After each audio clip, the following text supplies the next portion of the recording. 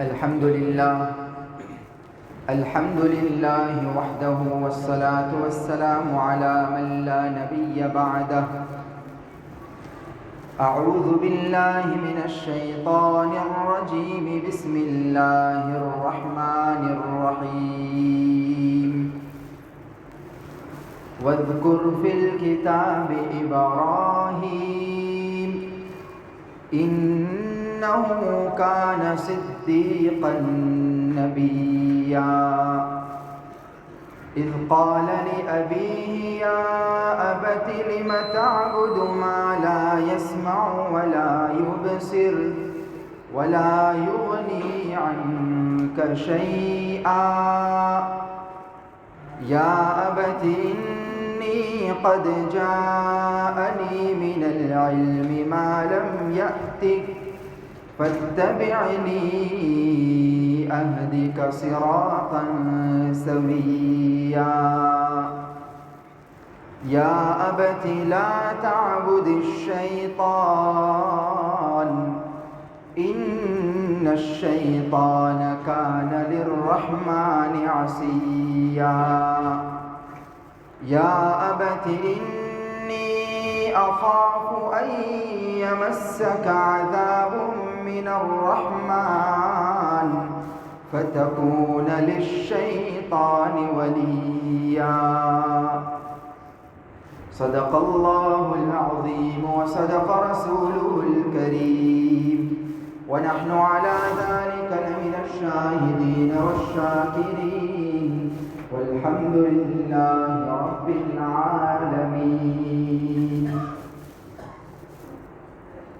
محترم بزرگوں، عزیز دوستوں، نوجوانوں، 16واں پارہ سورہ مریم آیت نمبر 41 سے 50 میں اللہ تبارک و تعالی نے اپنے خلیل حضرت ابراہیم علیہ الصلاۃ والتسلیم کا واقعہ، آپ نے اپنے والد کو توحید کی جو دعوت پیش کی اور آپس میں ان دونوں کا جو مکالمہ ہوا اس کا واقعہ بیان فرمایا ہے.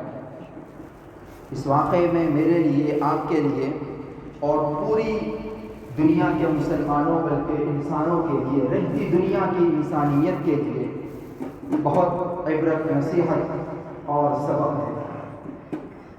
چنانچہ اللہ پاک نے فرمایا وَاذْكُرْ فِي الْكِتَابِ إِبْرَاهِيمَ، میرے محبوب اس کتاب مقدس میں ہمارے خلیل حضرت ابراہیم کا تذکرہ کیجیے. پیغمبروں کی سیرت کو سننا، پڑھنا یہ انسانوں کے لیے بہت مفید ہے. ان کی سیرت کو جان کر اس پر عمل کرنے کے جذبے پیدا ہوتے ہیں، عمل کا شوق پیدا ہوتا ہے، اور جب ان کی سیرت کے مطابق انسان اپنی زندگی بنانے کی کوشش کرتا ہے تو پھر اس کی زندگی میں ایک صالح انقلاب پیدا ہوگا. اس لیے پیغمبروں کے واقعات، اسلاف کی تاریخ ہمیں یاد رکھنا چاہیے. اللہ تعالیٰ نے اپنے پیغمبر کو اس کا باقاعدہ حکم دیا وَاذْكُرْ فِي الْكِتَابِ إِبْرَاهِيمَ کہ اے میرے پیغمبر محمد عربی صلی اللہ علیہ وسلم اس کتاب مقدس میں ابراہیم خلیل کا ذکر کیجیے، ان کا تذکرہ کیجیے. إِنَّهُ كَانَ صِدِّيقًا نَبِيًّا، وہ تذکرہ یوں شروع فرمایا کہ وہ صدیق تھے اور نبی تھے. صدیق کا معنی بہت زیادہ سچا. علماء مفسرین نے اس کی تفسیر میں مختلف اقوال نقل فرمائے ہیں. ایک مطلب یہ بھی بیان فرمایا کہ صدیق اسے کہتے ہیں جس نے اپنی زندگی میں کبھی جھوٹ نہ بولا، ہمیشہ سچ بولا، اسے کہتے ہیں صدیق. اور ایک قول یہ ہے کہ جس کا عقیدہ، قول، عمل تینوں سچے ہو، اس کا عقیدہ بھی سچا ہو، اس کی بات بھی سچی ہو، اس کا کام بھی سچا ہو، دل، زبان، عمل تینوں ایک ہو. یہ نہیں ہے کہ جو بولے وہ کرے نہیں، جو کرے وہ بولے نہیں، جو نہیں کرتا وہ کہتا ہے، جو کہتا ہے وہ کرتا نہیں، ایسا نہیں. بلکہ اس کا عقیدہ بھی سچا ہو، اس کا قول، اس کا عمل سب سچا ہو، اسے کہتے ہیں صدیق. صدیقیت کا اعلیٰ مقام تو ظاہر پیغمبروں کو حاصل ہے، وہ سب سے بڑے صدیق ہیں، لیکن اگر انسان اپنے آپ کو صدیق اور سچا بنانا چاہے تو اس کے لیے بھی صدیقیت کا ادنا درجہ تو اللہ تعالیٰ نے رکھا ہے۔ اس کے شروع ہی میں اللہ تعالیٰ ابراہیم علیہ السلام تو ابو الانبیاء ہے، 8 10 15 پیغمبروں کو چھوڑ کر، جو سوالات پیغمبروں کی گنتی آپ سنتے ہیں 8 10 کو چھوڑ کر سارے پیغمبر آپ کی اولاد میں ہیں، اسی لیے تو آپ کو ابو الانبیاء کہا جاتا ہے کہ یہ پیغمبروں کے ابا ہیں۔ ظاہر ہے ان میں تو ہزاروں کمالات اور ہزاروں اوصاف تھے، لیکن قرآن نے نبوت کے ساتھ صرف یہ ایک وصف بیان کیا، انہ کان صدیقا نبیا، تو وہ سچے تھے۔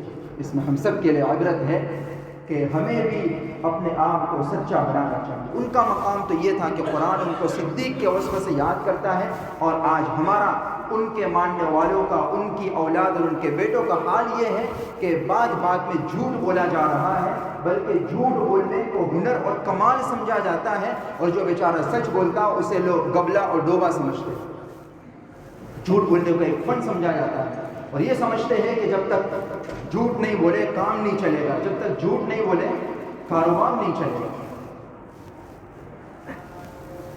ہمارے سماج اور معاشرے میں جھوٹ کی گندگی اور جھوٹ کی نحوست اتنی زیادہ پھیلی ہوئی ہے کہ لوگوں نے اسے برا سمجھنا ہی چھوڑ دیا۔ بات بات میں جھوٹ بولا جا رہا ہے، ہر کوئی ایک دوسرے سے جھوٹ بولتا ہے، ماں باپ اولاد سے جھوٹ بول رہی ہے، اولاد ماں باپ کے سامنے جھوٹ بولتے ہیں، میاں بیوی ایک دوسرے کے ساتھ، بھائی بہن ایک دوسرے کے ساتھ، دوست احباب برادری آپس میں جھوٹ پر پورا سماج چلا، اور اتنا زیادہ جھوٹ ہے کہ بغیر ارادے کے ہماری زبان سے جھوٹ نکل جاتا ہے، ہمیں پتہ بھی نہیں چلتا، احساس بھی نہیں ہوتا۔ اللہ کے نبی صلی اللہ علیہ وسلم نے فرمایا علیکم بالصدق اور ایاکم بالکذب، ہمیشہ سچ بولو، جھوٹ سے ہمیشہ بچو۔ جھوٹ انسان کو ہلاک کر دیتا ہے، برباد کر دیتا ہے، سچ انسان کو کامیاب کرتا ہے۔ آقا نے یہ بھی فرمایا کہ آدمی سچ بولتا ہے، اتنا زیادہ سچ بولتا ہے بالآخر اللہ تعالیٰ اسے صدیقین میں لکھ دیتے ہیں، اور ایک آدمی جھوٹ بولتا ہے، اتنا جھوٹ بولتا ہے کہ اللہ پاک اس کا شمار کتابین میں فرما دیتے ہیں۔ اس لیے ارادہ کیجیے، نیت کیجیے کہ انشاءاللہ تعالی زندگی میں ہم کبھی جھوٹ نہیں بولیں گے انشاءاللہ، چاہے بظاہر نقصان نظر آئے لیکن جھوٹ مت بولیں، ہمیشہ سچ بولنے کی عادت ڈالیں۔ ابراہیم علیہ السلام کی سیرت میں یہ نمایاں وصف نظر آئے گا کہ وہ صدیق تھے، سچ بولنا ان کا خصوصی وصف تھا۔ آگے ان کی اپنے والد کو جو دعوت کا انداز ہے، بڑے پیارے انداز میں اور بڑے نصیحت آموز انداز میں قرآن کریم اس کو بیان کرتا ہے۔ فرمایا اذ قال لأبی یا ابت لم تعبد ما لا يسمع ولا يبصر ولا يغني عنك شيئا۔ ابراہیم علیہ السلام نے اپنے ابا کو مخاطب فرمایا، چونکہ آپ سب سے بڑے موحد تھے، لیکن جس سماج اور جس معاشرے میں آپ پیدا ہوئے وہ سارا کے سارا مشرک اور بت پرست، بلکہ جس گھر میں آنکھ کھولی تو وہاں ان کے سگے باپ کا حال یہ تھا کہ نہ وہ بت پرست تھا صرف، بلکہ بت تراش تھا، وہ خود بتوں کو بنا کر بیچتا تھا، اور گویا کہ لوگوں کے بت پرستی کا مرکز اور محور بنا ہوا تھا۔ بت پرستی گویا کہ وہیں سے پھیل رہی تھی، لوگ اسی کے پاس سے بت خرید کر اس کی پوجا کرتے تھے، گھر ہی میں بت پرستی ہے۔ تو فطرت کا تقاضا یہ ہے کہ شروعات یہیں سے کی جائے۔ سب سے پہلے اپنے ابا کو انہوں نے سمجھایا اور توحید کی دعوت دی، ڈرے نہیں، گھبرائے نہیں، حق بات کو بالکل ببانگ دہل اور بالکل کھلے الفاظ میں ادب و احترام کو پورا ملحوظ رکھتے ہوئے اپنے ابا کے سامنے حق کی دعوت انہوں نے دی۔ اس میں یہ بھی عبرت اور نصیحت ہمارے لیے ہے کہ ہمیں اپنے گھر والوں کی بھی فکر کرنا چاہیے، ہمیں اپنے گھر والوں کو دین کی دعوت اور صحیح باتوں کا حکم اور بری باتوں سے روکنا، اس کی شروعات سب سے پہلے اپنے گھر سے کرنا چاہیے۔ یہ نہیں ہو کہ سارے عالم میں آپ پھرے اور گھر والے بالکل کورے ہوں، گھر میں ساری بے دینی بھری ہو، بے پردگی بھری ہو، یہ نہیں ہونا چاہیے۔ اللہ کے نبی صلی اللہ علیہ وسلم کو بھی اس کا حکم دیا گیا، وَأَنذِرْ عَشِيرَتَكَ الْأَقْرَبِينَ، کہ کہ اے پیارے شروع میں اے پیارے نبی صلی اللہ علیہ وسلم اپنے قریب کے رشتہ داروں کو ڈرائیے، ان کو عذاب جہنم سے ڈرائیے، ان کو توحید کی دعوت دیجیے۔ آپ نے اس پر عمل کر کے دکھایا۔ آپ نے فرمایا یا فاطمہ بنت محمد اور یا صفیہ بنت عبد المطلب، نام لے لے کر اپنی بیٹی کو، اپنی پھوپھی کو اور اپنی رشتہ داروں والوں کو، اپنے کنبے قبیلے والوں کو، سب سے پہلے اپنے قریبی رشتہ داروں کو آپ نے جمع کیا، ان کو توحید کی دعوت پیش فرمائی۔ ہمیں بھی اپنے گھر والوں کو، اپنے بچوں کو، اپنی بیٹیوں اور بہوؤں کو، اپنی بیویوں کو صحیح بات سمجھانا چاہیے۔ اگر ان میں کوئی غلطی ہے، کوئی شریعت اور سنت کے خلاف والا عمل ہے، تو سب سے پہلے ہم سب کی ذمہ داری ہے کہ ہم ان کو سمجھائیں۔ ابراہیم علیہ السلام نے سارا سماج اور معاشرہ، حتیٰ کہ جس بادشاہ کی حکومت تھے وہ بادشاہ خود بت پرست، بلکہ وہ خود اپنے آپ میں خدائی کا دعویٰ کرنے والا، لیکن پہلے اپنے باپ سے شروعات کی۔ اذ قال لأبیہ، اپنے ابا سے کہنے لگے یا ابت۔ 4 جملے قرآن نے یہاں نقل فرمائے، چاروں میں یا ابتی کا لفظ ہے۔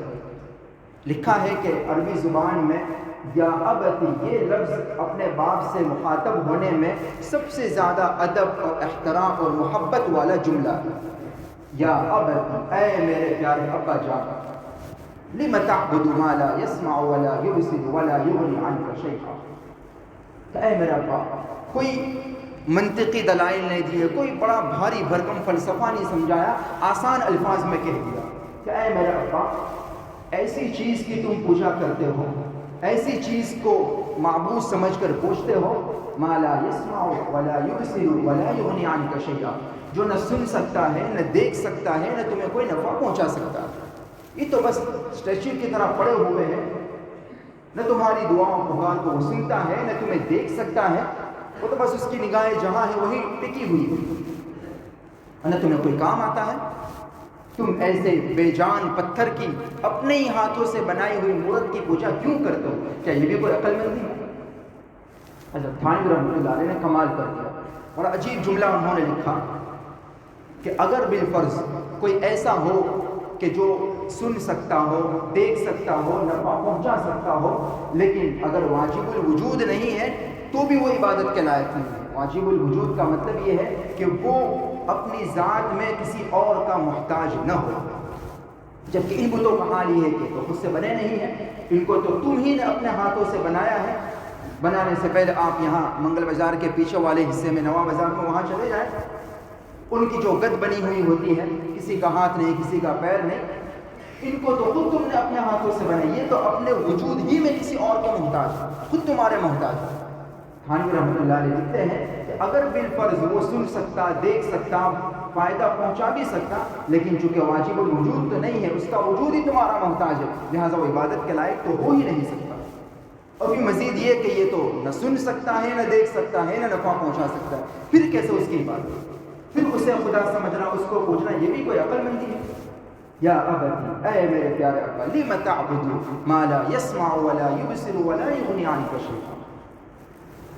آگے فرمایا یا ابتی انی قد جاءنی من العلم ما لم یأتک، کہ اے میرے ابا، میرے پاس وہ علم آیا ہے، وحی کا علم، شریعت کا علم، الہی علم، جو آپ کو نہیں ملا۔ اللہ میں مجھے وحی کے ذریعے سے اللہ تعالیٰ نے نوازا ہے۔ وَلَقَدْ آتَيْنَا إِبْرَاهِيمَ رُشْدَهُ مِنْ قَبْلُ، رشد و ہدایت سے اللہ نے پہلے ہی سے مجھے نواز رکھا ہے۔ یہ بھی تو ایک باپ کے لیے اچھی بات ہے نا، فخر کی بات ہے کہ بیٹے کو علم سے نوازا گیا، بیٹے کو وحی کا علم دیا گیا۔ تو بہت سی مثالیں ایسی ہوتی ہے کہ باپ بظاہر ان پڑھ ہے لیکن بیٹا پڑھ لکھ کر بہت آگے بڑھ گیا، تو یہ چیز بھی تو باپ کے لیے فخر کی ہوتی ہے، خوشی کی ہوتی ہے، لیکن باپ نے اس کا بھی کوئی لحاظ نہیں رکھا۔